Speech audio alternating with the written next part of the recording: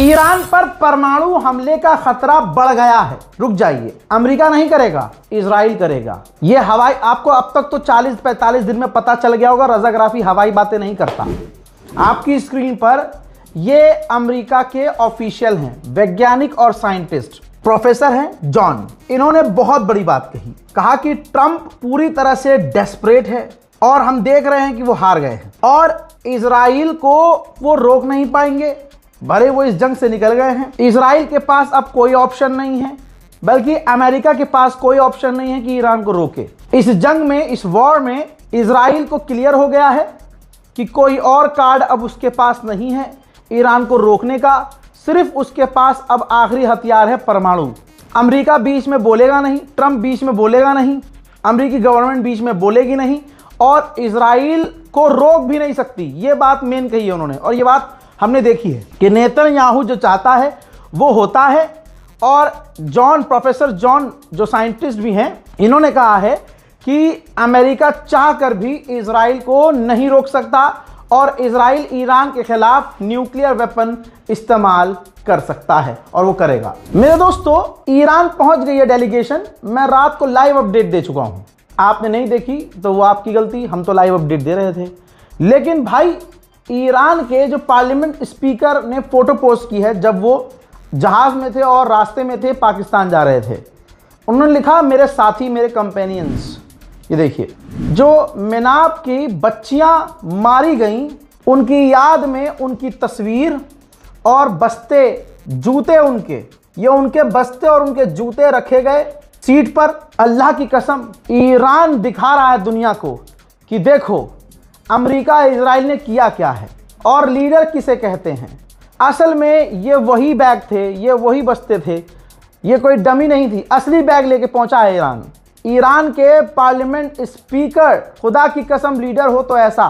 भाई, वो तमाम बच्चों के असली बैग जो धमाके में मिले, जो बच्चियां मारी गईं, भाई ईरान के स्पीकर पर हमें पूरा भरोसा है कि जो जज्बात के साथ और दिमाग के साथ और इतनी हिम्मत से पाकिस्तान गया है और जिस अंदाज में गया है, जिस तस्वीर को उन्होंने शेयर किया है, हमें यकीन है कि ईरान नहीं झुकेगा और इन बच्चियों का खून रायगा नहीं जाएगा।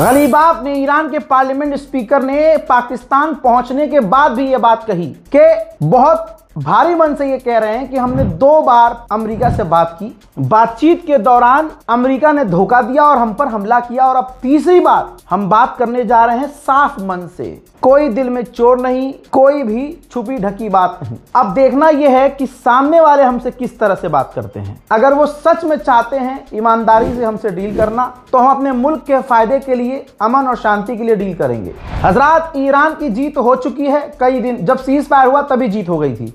अब आप एक और नई चीज देखिए, साउथ अफ्रीका की ईरानियन एम्बेसी ने पोस्ट किया है कि बातचीत होने से पहले प्री कंडीशंस एक्सेप्ट कर ली गई हैं, यानी हमारी कुछ कंडीशन पहले ही, बातचीत से पहले ही एक्सेप्ट कर ली गई है। मेरे दोस्तों, CNN ने जो रिपोर्ट खोली है, कुछ दावा किया है, वो जानना जरूरी है। CNN ने कहा है कि पहले इनडायरेक्ट बात होगी, डायरेक्ट बात नहीं होगी, पहले इनडायरेक्ट बात होगी। कोई भी मीडिएटर होगा, इधर की बात इधर लेके जाएगा, फिर उधर की बात इधर लेके आएगा और उसके बाद सही रहा तो फिर डायरेक्ट बातचीत होगी। अब इस डायरेक्ट बातचीत में ईरान ने कहा है कि हमें कोई फोटो किसी भी अमेरिका के ऑफिशियल के साथ नहीं खिंचवानी, किसी भी अमेरिका के ऑफिशियल के साथ फोटो नहीं खिंचवानी। फुल पावर में चल रहा है ईरान। अब दोस्तों, जो डेलीगेशन ईरान की पाकिस्तान पहुंची है, रजाग्राफी उनकी हर लिस्ट आपके सामने रखेगा। 14 लोग, फिर से सुनिए, 14 लोग। ईरान बाद में बोलेगा, रजाग्राफी पहले बोल रहा है। 14 लोग। 14 से कुछ याद आया? इशारा कर रहा हूं खुदा की कसम। 14 से याद आना चाहिए मुसलमानों को, नहीं आया तो कोई बात नहीं, जिसको समझ में आएगा वो सुभान अल्लाह कह देगा और कमेंट में बात लिख देगा। 14 लोग पहुंचे हैं हजरत। पहले हैं Mohammad Bagher Ghalibaf, honourable speaker parliament, head of delegation, delegation के हेड हैं। फिर सैयद अब्बास अराकची जो विदेश मंत्री हैं। Reza Amiri Moghadam, ambassador of Pakistan. Ali Akbar Ahmadian जो member of supreme national council security के हैं। Ali Bagheri Kani, head of supreme national security council. Ismail Ahmadi Moghadam, president national defence university. Mohammad Jafari, honourable assistant to the secretary supreme national council. Nasser Hemmati, governor central bank of Iran. Kazem Gharibabadi, deputy foreign minister, ठीक है।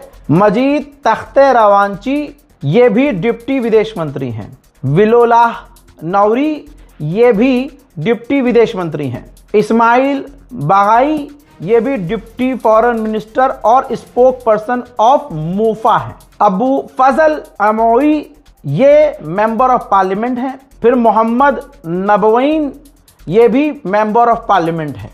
ये पूरी delegation मैंने आपके सामने रख दी है।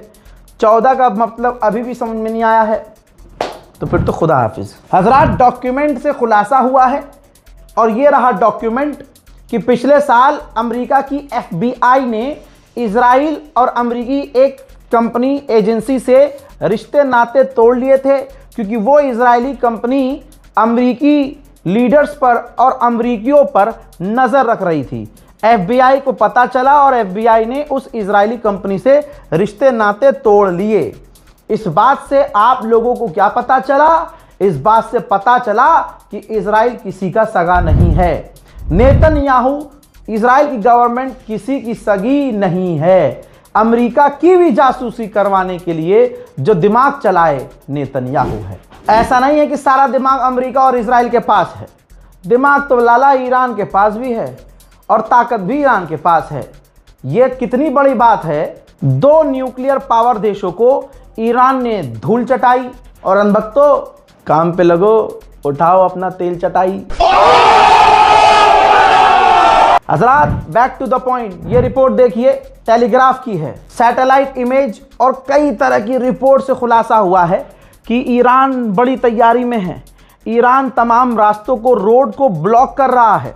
Nuclear site पर जाने वाले तमाम रास्तों को ब्लॉक कर रहा है कि अल्लाह ना करे अगर ग्राउंड ऑपरेशन अमेरिका करता है तो अमेरिकी फौज उसके न्यूक्लियर प्लांट्स तक ना पहुंच सके। कैमरे के पीछे अपने दोस्तों को पिछली रिपोर्ट दिखा चुका हूं। डोनाल्ड ट्रंप ने कहा कि स्ट्रेट ऑफ हॉर्मुज एकदम से नहीं खुलेगा, सबसे कह दिया उसने।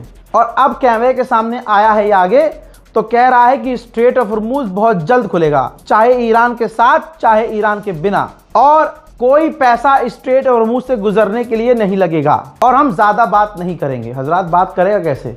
ईरान मुंह तोड़ देगा जैसे अभी मुकाला किया है। ब्रिटेन पर भी हमारी पूरी नजर है।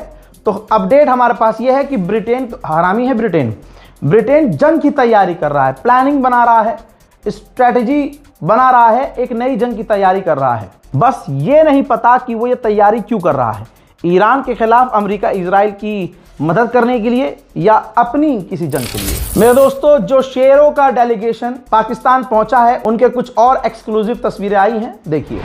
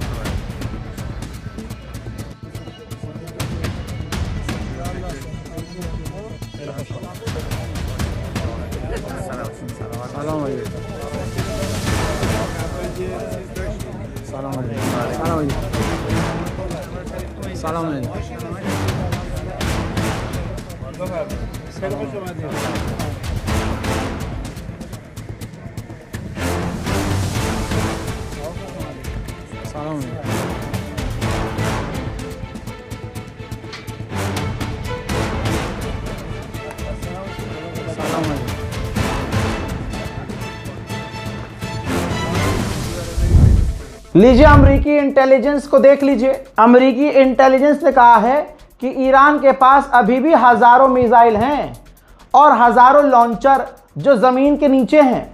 ले भैया ओम फो, एक गुलाबी सुअर ने कहा था कि हमने ईरान की मिसाइलों को तबाह कर दिया, ईरान की मिलिट्री तबाह हो गई, बर्बाद हो गया ईरान। उधर नितिन यादव मतलब अंधभक्तों के फादरलैंड नेतन्याहू, उसने कहा था कि ईरान के हमने लॉन्चर को तबाह कर दिया। अब अमेरिकी इंटेलिजेंस कह रही है लॉन्चर जमीन से निकलते हैं उसके भाई, और मिसाइलें अभी हजारों हैं ईरान के पास। रिपोर्ट ये रही। तो अब अणुए फैसला कर लें किसकी माननी है, दोनों तुम्हारे बाप दादा हैं। अभी 2 दिन पहले मैंने दिखाया और बताया था कि नेटो का चीफ पहुंचा था ट्रंप से मिलने। व्हाइट हाउस की रिपोर्ट है कि चीखा था डोनाल्ड ट्रंप, बुरी तरह से नेटो के चीफ पर चीखा था और कहा था कार्रवाई करूंगा तुम्हारे खिलाफ। अब नेटो का चीफ पिट कर, गाली खाकर जब जलील हुआ और ट्रंप की धमकी से उसकी चड्डी लाल हो गई, पीली हो गई, तो उसने पता है क्या कहा, पूरी दुनिया ट्रंप के अंडर सेफ है। ले बेटा, दिख गया तुम्हारी औकात क्या है। बस हवा निकल गई। अमेरिकी ऑफिशियल ने खुद कहा है कि स्ट्रेट ऑफ हॉर्मुज खुद ईरान नहीं खोल सकता अब, क्योंकि ईरान ने इतने बम बिछा दिए हैं कि उसको खुद नहीं पता है कि बम हमने रखे कहां कहां थे। हजरात ये देखिए, फ्रांस ने वीडियो जारी कर दिया है। इस जंग के दौरान जितने भी फ्रांस ने अपने अरब को बचाने के लिए जो मेहनत की और ईरान के ड्रोन्स और मिसाइलों को रोका, उसकी पूरी की पूरी वीडियो कंबाइन करके शेयर की है। उधर कतर ने भी ईरान के सुकोई जो फाइटर जेट था 24M के टैक्टिकल बॉम्बर पुराने जमाने के, कतर ने इन दोनों ईरानी फाइटर जेट को मार गिराया था। उनकी भी तस्वीर कतर ने जारी की है। लीजिए अब सुनिए, ईरान ने जो कहा इजराइल को मानना ही पड़ेगा, क्योंकि अमेरिका की खुल गई है बहुत ज्यादा। तो दोस्तों रिपोर्ट ये आ रही है सुबह होते होते तक कि लेबनान और अमेरिका दोनों ने इजराइल से कहा कि आप जो लेबनान पर हमला मतलब हम पर हमला कर रहे हो, ये जंग पॉज कर दो, रोक दो। और कहा जा रहा है कि नेतन्याहू लगभग राजी है। ये हैवान है भाई, हैवान है नेतन्याहू। अब जब लेबनान के ऊपर ये आदेश आ गया कि अब हमले रोक दो, ट्रंप ने डंडा करना शुरू कर दिया, तो इसने गाजा पर बमबारी शुरू कर दी। गाजा पर बमबारी करके 7 आम लोगों को कत्ल कर दिया। हजरात इस रिपोर्ट को शेयर कीजिएगा जल्दी जल्दी, और पूरी रात जो मैंने अपडेट दिया है जाकर जरूर देखिएगा। जय हिंद।